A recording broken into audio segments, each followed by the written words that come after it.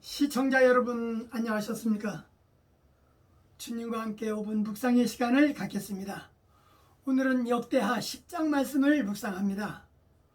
본문 말씀은 솔로몬이 죽자 그 아들 르호보암이 왕위에 즉위하자마자 왕국이 분열되는 사건이 일어났습니다.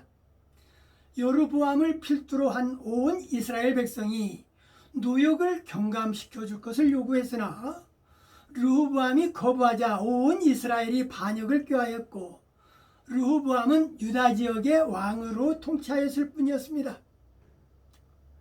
여로보암은 솔로몬이 죽자 왕국이 분열되어 성립된 북왕국의 첫 번째 왕이 되었습니다.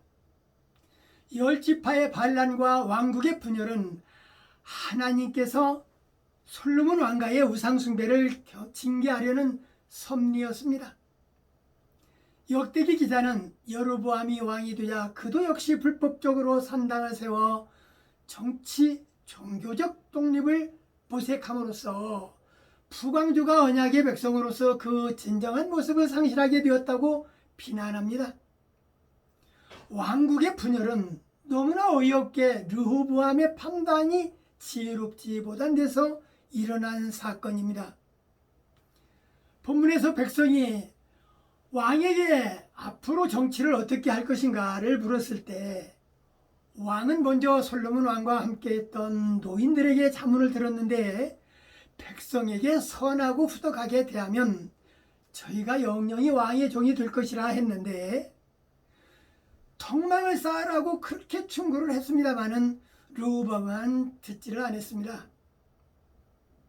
르호보암이 자기와 함께 자란 젊은이들에게 또 자문을 받았을 때 아비 솔로몬보다 더 멍에를 무겁게 하고 내 부친은 채찍으로 했으나 나는 천갈로 다스리겠다는 말을 하라는 말을 들었습니다. 불행하게도 르호보암은 젊은이들의 자문을 따라서 이스라엘 백성들에게 대답했을 때 백성들이 왕을 버린 것입니다. 르호보암은 백성들의 짐을 덜어주라는 노인의 충고를 듣지 않고 오히려 짐을 더욱 무겁게 하라는 동년배의 말을 받아들임으로써 백성들의 반감을 그렇게 사게 되고 말았습니다. 이것은 너는 샘머리 앞에 일어서고 노인의 얼굴을 공경하며 내 하나님을 경외하라는 말씀에도 어긋난 행위였습니다. 하나님께서는 노인에게 신령한 권위와 지혜를 부여하셨는데 그러기 때문에 족장들은 만년에 이르러 그 자손들을 축복할 수 있었고 자손들은 조상의 축복을 통하여 하나님의 복을 받을 수 있었습니다. 뿐만 아니라 하나님께서는 시내 광야에서도 70인의 장로들을 세워서 모세를 도와 백성들을 다스리게 하였습니다.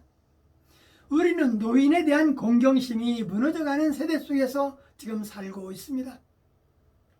그러나 우리는 노인을 공경하고 그 훈계를 믿는 것이야말로 하나님의 지혜를 받아들이는 것임을 다시 한번 기억해야 합니다. 또한 우리는 그들의 문화가 우리와 다르다고 해서 그들의 지혜 있는 교훈을 멀리하거나 배척하고 있지는 않는지 생각해 보아야 할 것입니다. 오늘 말씀을 묵상하면서 왕국 분열의 비극은 근본적으로는 솔로몬의 타락 때문이지만 직접적으로는 젊은 신복들의 아첨성 발언에 우쭐하여 무지한 판단을 내린 르호보암의 자만과 욕심에서 비롯되었습니다. 자만과 욕심이 있는 곳에는 언제나 실패와 분열이 뒤따른다는 사실을 우리는 잊지 않도록 해야 할 것입니다.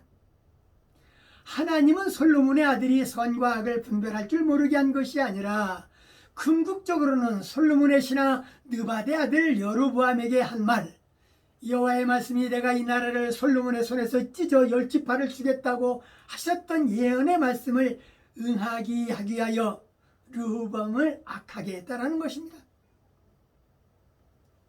내적으로 볼 때 분열이 일어난 것은 우상 숭배를 일삼는 솔로몬 왕가에 대한 하나님의 징계였습니다.